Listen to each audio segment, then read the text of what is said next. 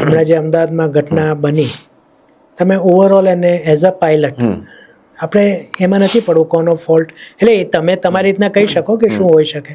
પણ જે પ્રમાણે મચ સ્લેડિંગ થાય એવું આપણે નથી કરવું, પણ ઓવરઓલ તમે એ ઘટનાને કેવી રીતના જુઓ છો? પહેલાં તો કોઈ પણ પાયલટ માટે આવું કંઈ પણ બનવું ને એ બહુ દુઃખદ વસ્તુ છે, બહુ જ દુઃખદ વસ્તુ છે. બિકોઝ અમે સમજી શકીએ કે કોકપીટમાં વખત શું હાલત હશે,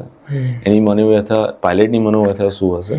ઇમરજન્સી અમે બી ઘણી વાર ફેસ કરેલી છે, ડેડલી ઇમરજન્સી ફેસ કરેલી છે, પણ લખેલી બેઠા છે સહી સલામત. પણ સિચ્યુએશન એવી હતી ને કે એમાં કોઈ પણને દોષ આપવો, યા ફર્સ્ટ ઓફ ઓલ આમ ટોકિંગ અબાઉટ પાયલટ સાઇડ, કોઈ પણ પાયલટ એ સિચ્યુએશને આટલા એલ્ટિટ્યૂડ, મતલબ આટલી હાઇટ પર બંને એન્જિન લોસ થવા વિથ આટલું હેવી એરક્રાફ્ટ, આટલું ફ્યુલ છે, બેગેજીસ છે, તો કોઈ પાયલટ કે કોઈ મશીન,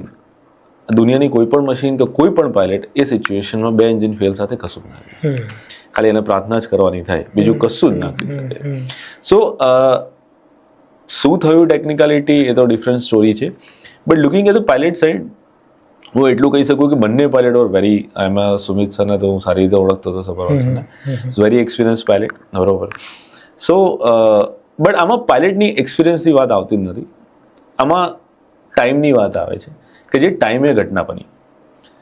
એ ટાઈમે, મેં તમને જે રીતે કહ્યું કે એ ટાઈમે તમે વર્લ્ડનો સારામાં સારો પાયલટ લાઈન મૂકી દો, યા વર્લ્ડનું સારામાં સારું મશીન લાઈન મૂકી દો, યા ટેકનોલોજી લાઈન મૂકી દો, એ એલ્ટિટ્યૂડ પર 1000 ફીટ પર, એ નોટ 1000 ફીટ ક્રોસ નહોતું કરે, 1000 ફીટ પર 2 એન્જિન ફેલ થવા, એમાં કોઈ પાયલટ કે કોઈ મશીન દુનિયાનું કશું જ ના કરી શકે.